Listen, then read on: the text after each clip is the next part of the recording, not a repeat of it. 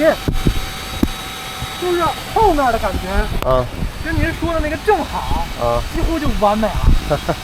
前面我跟您说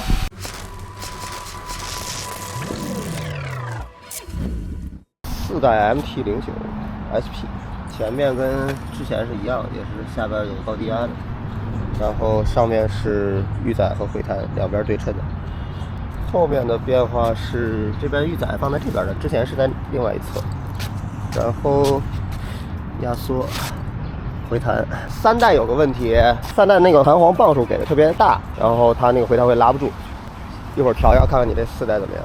我现在就感觉前头有点模糊，进弯的前轮的没信心。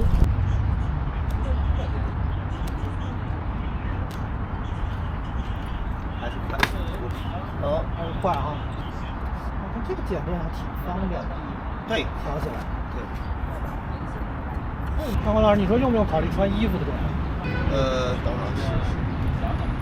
是这样，就定减震的时候，如果有些牌子，它让你报体重的时候，一般是按品牌要求，比如说有的牌子就是要裸重。有的是要算那个穿装备的装备，这每家不太要求不太一样，这个可能根据他们自己对弹簧那个设定来判断的。但是正常来说，大差不差。如果是普通我们就变装的话，就比如有一些简单的护具之类的，基本上就是8斤左右，8到10斤，了不得了，那就对，然后穿原皮也就那么对，然后因为我们可能要穿靴子之类的，这些这个皮衣它本身就比较重嘛。但你要是说你在赛道里正常加气囊加靴子头盔乱七八糟，一共那可能在15斤左右，这个你需要考虑一下。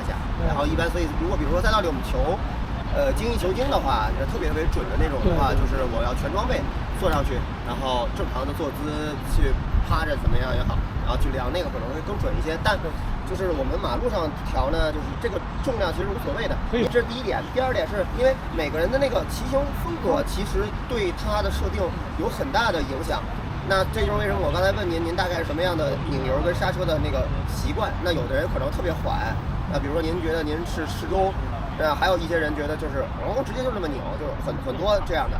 所以这是一。第二呢，就是您可能语言表达的时候会收着点儿，就中国人比较含蓄，就是其实也许你拧得非常狠，但你说的时候就变觉得就是我觉得我还好或者怎么样的，他很多人这样的，所以那个手法的那个影响对于这个设定其实影响非常大。那个体重来说，其实就可以被盖掉了，并不是说不影响，只是说没有那么的严苛。对，我觉得也是，还是得有经验的人呀。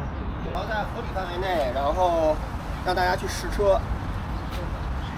然后你试车之后的这个感觉说，就 OK 的。对，你要说很多人让大家去调这个所有的设定，其实很多人还都会，但是当你把体感这些去涉及到一起，就有些人可能分不出来了。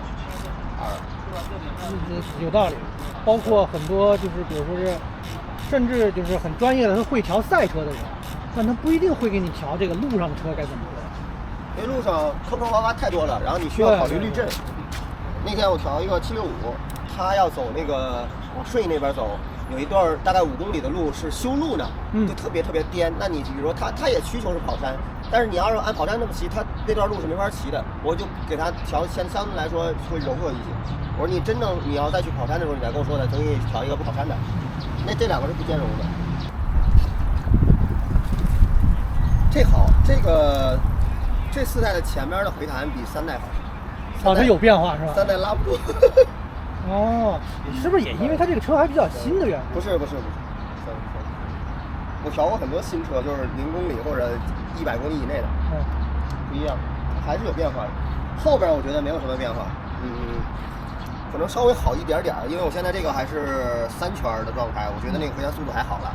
3代是预载要最小，然后回弹最大，还会有一点快。它那个弹簧磅数特别大，然后阻尼给的又不太够，就是3代。这个呢，目前我认为还好，前边的比3代要明显的好，然后比后边要再好一点。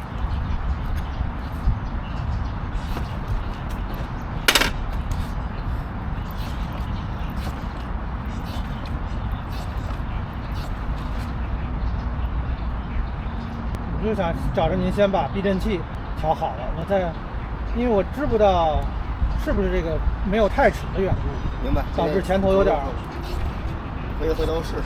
对，一点一点骑，找一脚骑一骑，再觉得再看。试装上试车去。行。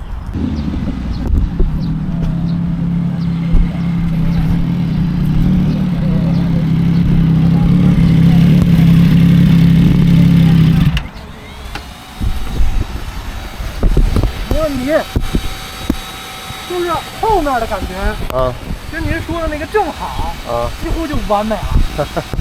前面我跟您说，前面就是比您说的那个正好，稍微偏，我觉得偏硬一点点，偏硬了一点点。对，偏硬一点点。数字1代表1内内硬，数字5代表特别的硬，大概是几？可以再整一点，1以内。我觉得就是1吧，最多的。OK 好。但是我觉得非常好。OK。我觉得非常好，因为我觉得可能我个人喜欢稍微偏硬一点。好，可以的。对。所以现在可以再调软一点点。别跳软，我觉得不用动。OK。我觉得不用动。OK。我觉得不用动，我觉得挺好的。好。就我跑山。对，可以。我感受，就是比如说分身变向这种连续的或者这种，可以。这种时候它的这个灵活度啊，或者是指向性。龙头那个问题有改善吗？灵活就是你觉得晃的那个？那肯定有。对，因为原来是软的，现在稍微肯定会比之前硬，支撑性就好了。对，好一点，它就不会那么晃。但是比如说压弯的时候龙头贼的那个问题，反正你再感受一下。对，我那就得我去跑的时候。是的。我感受一下看看，那可能就不是避震器的事儿，你就该加太齿加。对，我就是这意思。对。整体性就更好一点。行。那感谢张老师。不客气。好，没事。好嘞。